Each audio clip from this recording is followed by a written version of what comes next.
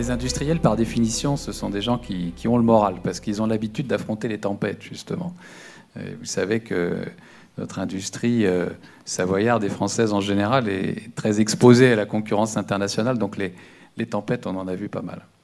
Un petit point sur cette conjoncture. Comment va l'industrie savoyarde ? Écoutez, l'industrie savoyarde, elle a d'abord une chance, c'est qu'elle est très diversifiée, et elle continue à se diversifier, ce qui est très très important, parce que ça lui permet de gagner en résilience et en robustesse, justement, par rapport à ces météos internationales que vous évoquiez et que nous subissons, parce qu'effectivement, le ralentissement économique, on le sent très bien, y compris dans l'industrie savoyarde, bien sûr. Donc ça, c'est une première force, la diversification. C'est aussi une industrie qui est très exportatrice. Ça, c'est une force également, parce que ça montre qu'elle est compétitive. Le meilleur signe de la compétitivité, c'est effectivement la capacité des industriels à gagner des parts de marché à l'étranger. Donc ça, c'est un signe également de vigueur. Et puis, on a, il faut le dire, une industrie savoyarde qui reste marquée par l'histoire. Le président Chevalier l'a dit tout à l'heure, notre industrie savoyarde reste quand même très marquée, plus vraiment dominée, mais en tout cas encore très marquée par l'industrie électro-intensive de nos vallées. C'est quand même cette industrie qui a structuré et qui structure encore le tissu industriel savoyard. Pour autant, quelques difficultés que vous rencontrez? Oui, alors, principales? Bien sûr, il y a des difficultés. Notre industrie électro-intensive souffre actuellement parce que le coût d'électricité augmente, et elle souffre de façon différenciée. Il faut bien voir que certaines industries peuvent rester compétitives avec les prix d'électricité qui leur sont offerts aujourd'hui, et puis d'autres ne le peuvent plus.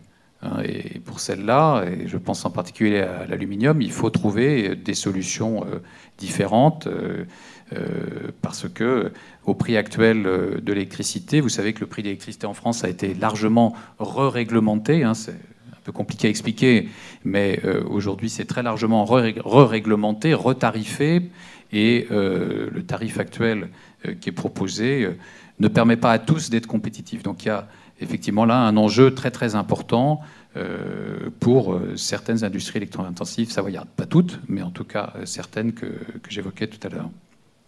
Alors, il y a des solutions. On discute actuellement avec les différentes parties prenantes, avec le gouvernement, bien entendu, les parlementaires également. Il y a des solutions pour retrouver de la compétitivité sur le prix d'électricité, parce que le prix d'électricité, c'est un sujet extrêmement complexe, et il y a des propositions qui sont sur la table et qui sont en cours de discussion. Je crois qu'il ne faut jamais désespérer, ça fait partie de ce que je vous disais en introduction. Garder le moral. Il faut toujours garder le moral. La porte est parfois étroite, les solutions sont parfois difficilement eurocompatibles, comme on dit élégamment aujourd'hui, mais il y a des solutions. Nos confrères dans d'autres pays l'ont montré. Je donnerai juste un exemple. L'industrie électro-intensive allemande reste compétitive. Alors vous allez me dire comment ils font, parce que leur électricité est beaucoup plus chère qu'en France. Et bien pourtant, il y a encore en Allemagne une industrie électro-intensive compétitive. Il y a encore en Allemagne des producteurs d'aluminium. Donc c'est vous dire que même dans un contexte qui peut paraître difficile, avec un prix d'électricité élevé, il y a des solutions quand on se donne effectivement la peine d'étudier tous les leviers. C'est le thème de notre conférence aujourd'hui, les leviers de la compétitivité. Eh bien, il y a tout un tas de leviers qui peuvent être activés et qui le sont par nos voisins. Donc ce sont ces sujets-là qu'on est en train de travailler aujourd'hui. On a eu quand même un certain nombre d'industries historiques en Savoie qui ont fermé, ou qui ont réduit la voilure de façon importante. On les a tous en tête, bien entendu, ces électrolyses qui ont fermé il y a quelques années, ou qui ont réduit leur capacité, les autres, la Syrie, qui ont fermé complètement. Bon, c'est une histoire très très ancienne. Et le problème de cette histoire, c'est que ça a fragilisé le tissu industriel. Et donc le transport est un bon exemple de ce qu'il faut à tout prix, ce sur quoi il faut à tout prix être vigilant, c'est l'effet château de cartes. L'industrie, pour pouvoir se développer, pour pouvoir innover, a besoin de vivre dans ce que j'appelle un écosystème industriel performant.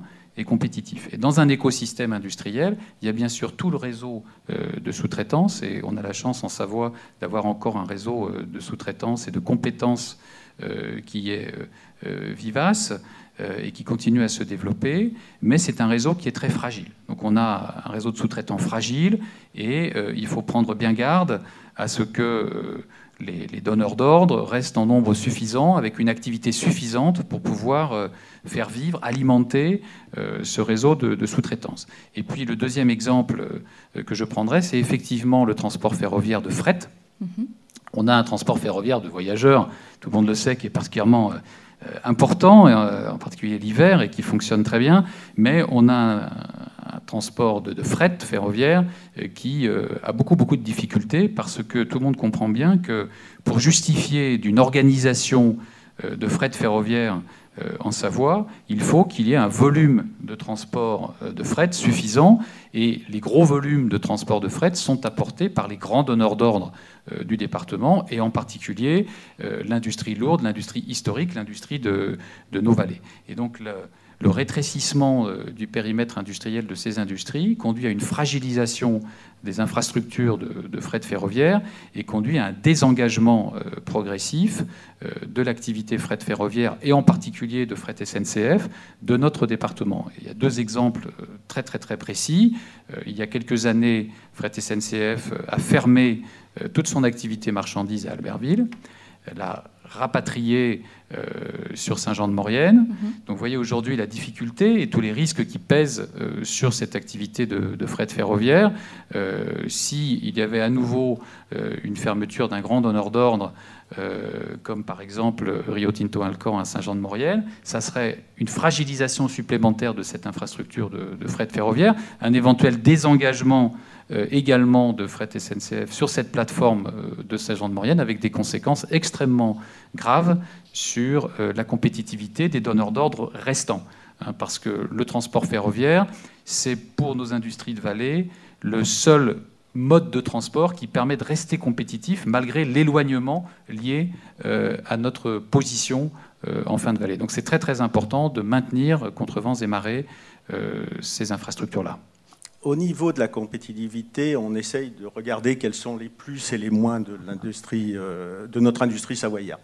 Nous avions effectivement, alors je ne sais pas si c'est un hasard de la table ronde, nous sommes deux électro-intensifs avec Bruno Gastide. Nous avions un gros avantage, c'était effectivement le coût de l'énergie. Le coût de l'énergie, donc lié à l'industrie hydraulique. L'autre avantage qu'a mentionné le président Chevalier, c'était effectivement le know-how et la capacité technique de nos entreprises. Celle-ci, on ne pourra pas nous l'enlever, et nous sommes toujours, je crois, parmi les leaders, toutes classes confondues. Le problème qu'a abordé Bruno Gastine, effectivement, le problème de la logistique est important. Et bon, excusez-moi de revenir toujours sur ce que les industriels disent ou citent, c'est le problème des coûts salariaux. Un opérateur chez nous sur la fabrication du silicium, donc le même produit dans les mêmes conditions, gagne en France et en Espagne exactement la même chose. En gros, 35 000 € par an. Quand on ramène ça au coût de l'heure, en France, le coût de l'heure, c'est 45 €. En Espagne, c'est 30. La priorité à l'emploi et à l'économie et au développement économique est une des priorités essentielles qu'a d'ailleurs formulé le président du Conseil régional Rhône-Alpes, Jean-Jacques Kéran.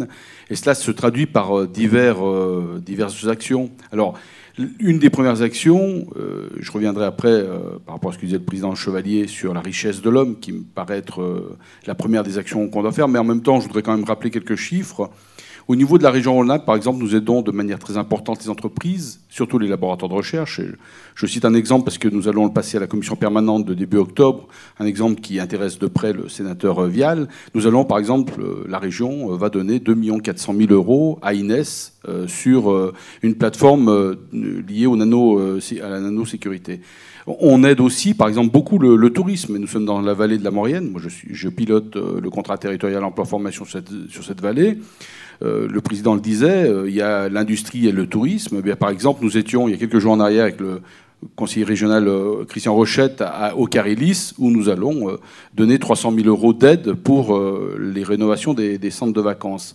Donc on voit bien que la région a mis aussi, avec les chambres de commerce et d'industrie, par exemple, en place un hub financier pour permettre aux entreprises de trouver de la finance, parce qu'on se rend bien compte quand même que l'aspect financier est quelque chose de primordial pour les entreprises. Alors, par rapport à tout ce qui était dit, je pourrais citer d'autres exemples d'aides qu'on a, et puis y compris, j'irai sur les transports. Alors bien sûr, nous militons pour Lyon-Turin, je le dis d'ailleurs d'autant plus sous le contrôle de Bernadette Laclais, qui était il y a quelques semaines en arrière première vice-présidente en charge de ce dossier. Sur Lyon-Turin, la région Rhône-Alpes est largement moteur sur cet aspect des choses. Et la région Rhône-Alpes, quand nous prenons position, nous disons aussi qu'il faut absolument qu'on rééquilibre les modes de transport. Parce que, comme vous le disiez, le ferroviaire, s'il veut être compétitif, il faut aussi qu'au niveau des autres modes, on arrive aussi à rentrer quelques coûts qui sont supportés par la collectivité. Donc on le voit bien là, toutes les actions que peut avoir le Conseil régional Rhône-Alpes.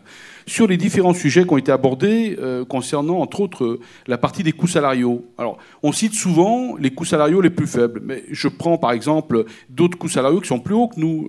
Je disais par rapport aux Allemands, les Allemands ils sont bien mieux, mais je pense que ce qu'il y a aussi, et c'est là où la région Rhône-Alpes intervient, tout ce qui est l'environnement aussi autour des entreprises. C'est-à-dire que il y a la partie transport, il y a la partie qui est en charge par les élus, il y a les écoles, les crèches, si on veut, et on le voit bien en Maurienne, faire venir des cadres ou faire venir un certain nombre de gens, ils regardent aussi comment, autour d'eux, il y a comment je fais garder mes gosses, quel emploi va avoir mon époux ou mon épouse. Donc c'est quel environnement j'ai pour permettre aux entreprises de venir dans la vallée.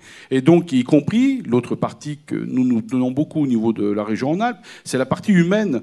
Si on veut avoir des gens qui sont qualifiés, et en Vallée de la Maurienne, on a besoin de gens qualifiés, des entreprises cherchent, il faut absolument qu'on aille à la fois sur les aspects formation, les écoles aussi, les lycées, mais aussi qu'on se dise comment est-ce qu'on arrive à faire en sorte de sécuriser les parcours professionnels. On en parle beaucoup, c'est un des dossiers que le gouvernement a mis sur la table pour la fin d'année, mais c'est un des dossiers que traite depuis très longtemps le Conseil régional Rhône-Alpes. D'ailleurs, nous avons formalisé en Rhône-Alpes un accord, l'État, la région, les partenaires sociaux, sur des sécurisations de parcours. Nous allons mettre en place des plateformes de sécurisation. D'ailleurs, la première qui a été mise en place, c'est sur la Savoie, avec le CIPC qui était la structure porteuse.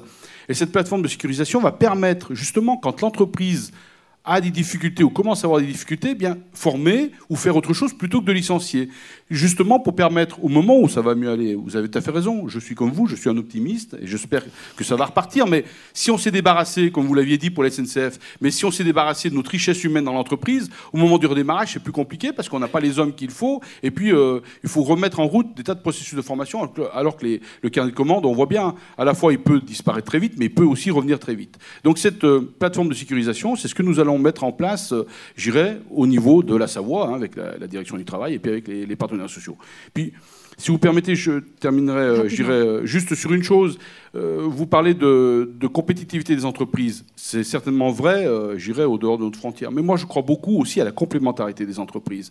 Nous avons, sous la houlette de Maurienne Expansion et la région Finance, mis en place des groupes de RH, c'est-à-dire que des directeurs d'entreprise, des directeurs de relations humaines, se rencontrent de manière très régulière pour parler à la fois des problématiques qu'ils rencontrent dans le cadre des gestions de contrat de travail, mais aussi pour parler de leurs produits. Et on s'est rendu compte en Maurienne que quand on faisait discuter les entrepreneurs entre eux, ils disaient « Ah, tout compte fait, dis donc, j'allais chercher tel sous-traitant informatique à Lyon, je vois qu'il y en a un en Maurienne, ça vaut peut-être le coup de le faire venir en Maurienne. » Et cette complémentarité d'entreprise sur une zone territoriale bien définie permet de se rendre beaucoup plus fort et d'être beaucoup plus compétitif quand on va vendre des produits, j'irai à l'extérieur, et y compris permettre de faire du développement durable. Et moi, je crois beaucoup à cette complémentarité, je dirais, qu'il y a des entreprises sur un territoire. Et ces commissaires au redressement productif ont été mis en place par le ministre Montebourg dans le contexte d'une crise notamment médiatique, et pas forcément complètement économique, mais en tout cas médiatique très forte autour de l'industrie, qui a nécessité de mettre en place ce que j'appellerais un peu des mesures d'urgence. Mesures qui existaient pour les entreprises de plus de 400 personnes au niveau national, mais il n'y avait rien de très structuré pour les moins de 400. Et donc la demande qui est faite par le ministre au commissaire, c'est, je dirais, de réarmer l'État, de réarmer un ensemble de dispositifs qui ont souvent été activés pendant la crise de 2008-2009, puis qui sont tombés un petit peu en désuétude suivant les endroits, pour les mettre au service des entreprises de moins de 400. Au-delà de ça, je pense que ce qu'il y a à retenir sur le redressement productif, c'est en fait la notion d'industrie. C'est-à-dire que c'est vraiment le retour en force de l'industrie à la fois sur un côté défensif, mais aussi sur un côté offensif. Comment on peut accompagner le développement des entreprises, celles qui ont des projets. Il est très important, je pense, dans un contexte qui est compliqué, un contexte d'incertitude fort, d'envoyer un message positif sur l'industrie, de dire au grand public, ben non, l'industrie, c'est pas que des plans sociaux qu'on essaye d'éviter, c'est aussi des projets de développement, c'est aussi de la réindustrialisation, c'est aussi de la création d'emplois. Donc, le commissaire au redressement productif, je dirais, son rôle, c'est d'intervenir auprès des entreprises qui en ont besoin, donc qu'elles soient en difficulté ou qu'elles aient un projet qu'elles n'arrivent pas à mener, chaque fois que c'est utile, c'est-à-dire chaque fois que l'intervention de l'État apporte une valeur ajoutée. Donc on s'appuie bien sûr sur les dispositifs existants, je ne rentrerai pas dans le détail, les CCSF, les CODEFI, etc. Et après, on fait, j'ai envie de dire, tout et n'importe quoi à partir du moment où c'est utile. Donc on accompagne parfois les entreprises dans une relation un peu compliquée avec un donneur d'ordre, un client qui ne veut pas payer ou qui rechigne à ci ou à ça. On accompagne les administrateurs judiciaires pour favoriser des projets de reprise d'entreprises qui sont en liquidation. On aide les entreprises à trouver des fonds propres, à un changeant d'actionnaire quand un actionnaire veut sortir. On accompagne aussi sur les relations avec l'administration. Donc tout type de choses qui peut être utile pour l'entreprise et qui peut l'aider à résoudre un problème que, naturellement, elle n'est pas forcément à même de résoudre toute seule. Comme la région est très importante en taille et en poids industriel, on a mis en place un ensemble de correspondants départementaux.